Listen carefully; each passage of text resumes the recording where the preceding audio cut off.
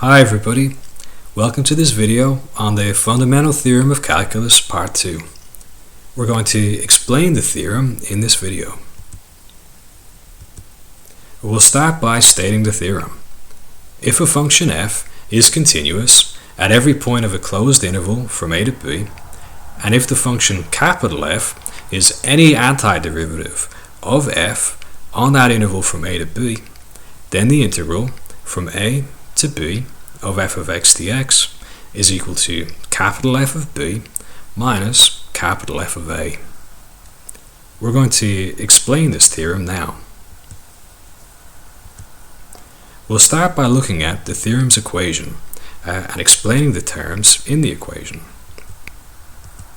This is a definite integral. It's the integral from a to b of f of x dx. It's equal to the net area between the function curve and the horizontal axis from a to b. If we look at our plot on the right hand side of the screen, here we've got a plot of a function f of x. That function curve has been plotted here with a blue line. On our horizontal axis we have our x values, and on our vertical axis we have our y is equal to f of x values. The integral from a to b of f of x dx, that's equal to the net area between that function curve and the horizontal axis from x is equal to a to x is equal to b.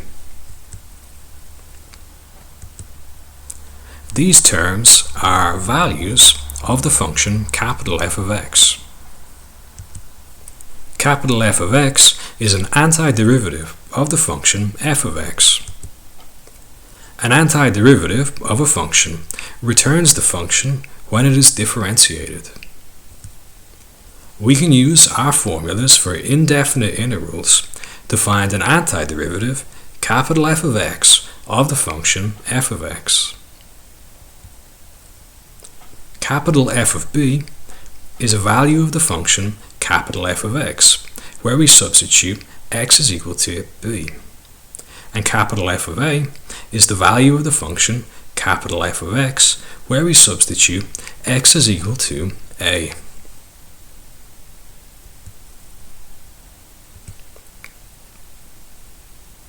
Now we're going to talk more about the meaning of the theorem. The theorem is saying that we can evaluate any definite integral of any continuous function f, as long as we can find an antiderivative, capital F, of the function f.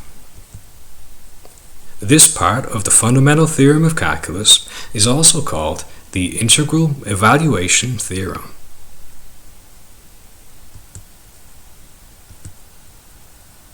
Evaluating the definite integral of a function allows us to calculate the net area between the function curve and the horizontal axis. The operation of finding the area under a curve can be used to solve many real-world problems. Before this theorem and computing machines, the only alternative for solving many real-world problems was by making approximations using finite sums, such as Riemann sums. With this theorem, we don't have to calculate Riemann sums or limits to calculate the area.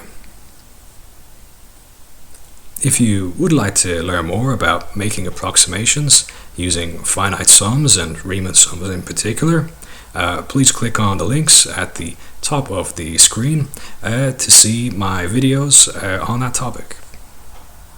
For this video, we'll continue to focus on the Fundamental Theorem of Calculus Part 2.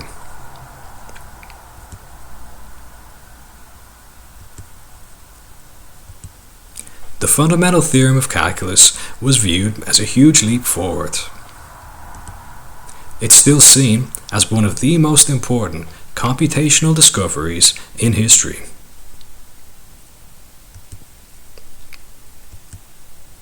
We're now going to learn more about using this equation to evaluate an integral.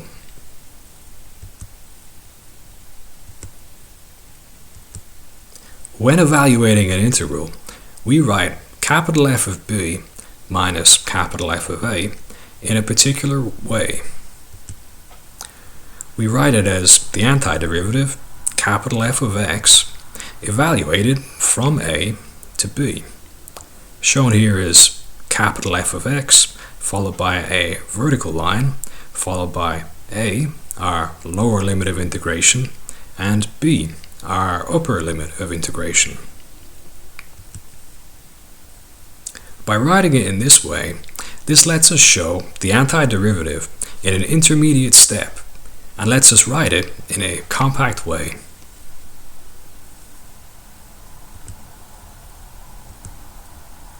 Next, we're going to see a worked example of using the theorem to evaluate an integral. For our example, we want to evaluate the integral from 0 to 6 of x squared dx. So here for our example, our function f of x is equal to x squared. Our lower limit of integration, a, that's equal to 0. And our upper limit of integration, b, that's equal to 6. Shown here at the bottom of the screen is a plot of the function f of x equals x squared. On our horizontal axis we have our x values, and on our vertical axis we have our y equals f of x equals x squared values. Our function f of x has been defined and plotted on a closed interval from 0 to 6. If we evaluate the integral from 0 to 6 of x squared dx, that's going to be equal to the area underneath that function curve from x is equal to 0 to x is equal to 6. Our lower limit of integration a, that's equal to 0, shown here on the chart. And our upper limit of integration b, that's equal to 6, shown here on the chart. We can use our formulas for indefinite integrals to find an antiderivative of f of x. If we look at our function f of x is equal to x squared, it's a function of the form x raised to a number n. And we have a particular formula that we can use to find the indefinite integral of a function of that type. The indefinite integral of x raised to a number n with respect to x, that's equal to x raised to the power of n plus 1 divided by n plus 1 plus c. Our value of n for this example is 2. So if we substitute in n is equal to 2, we get that the indefinite integral of x squared with respect to x, that's equal to x raised to the power 2 plus 1 divided by 2 plus 1 plus c. And that works out to be x cubed divided by 3 plus c. X cubed divided by 3, that is an antiderivative of the function f of x. And that plus c, that's our constant of integration. X cubed over 3 plus c, that's the set of all antiderivatives of x squared. By removing that plus c, that gives us an antiderivative of x squared, which is x cubed divided by 3. So our antiderivative, capital F of x, for this example, it's equal to x cubed divided by 3. So we can now evaluate our definite integral. The integral from 0 to 6 of x squared dx, that's equal to our antiderivative, capital F of x, evaluated from a to b. Capital F of x, that's equal to x cubed divided by 3. So our definite integral is equal to x cubed divided by 3, evaluated from 0 to 6. We'll see this evaluated further on the next screen. So we're evaluating x cubed divided by 3 from 0 to 6. That's equal to capital F of b minus capital F of a, where capital F of b, that's x cubed divided by 3, where x is equal to b is equal to 6, which works out to be 6 cubed divided by 3. And capital F of a, that's equal to x cubed divided by 3, where x is equal to a, which is equal to 0, which works out to be 0 cubed divided by 3. So our capital F of b minus capital F of a, that's equal to 6 cubed divided by 3 minus 0 cubed divided by 3. And that's equal to 216 divided by 3, which is equal to 72. So our integral from 0 to 6 of x squared dx, we've just calculated that that's equal to 72.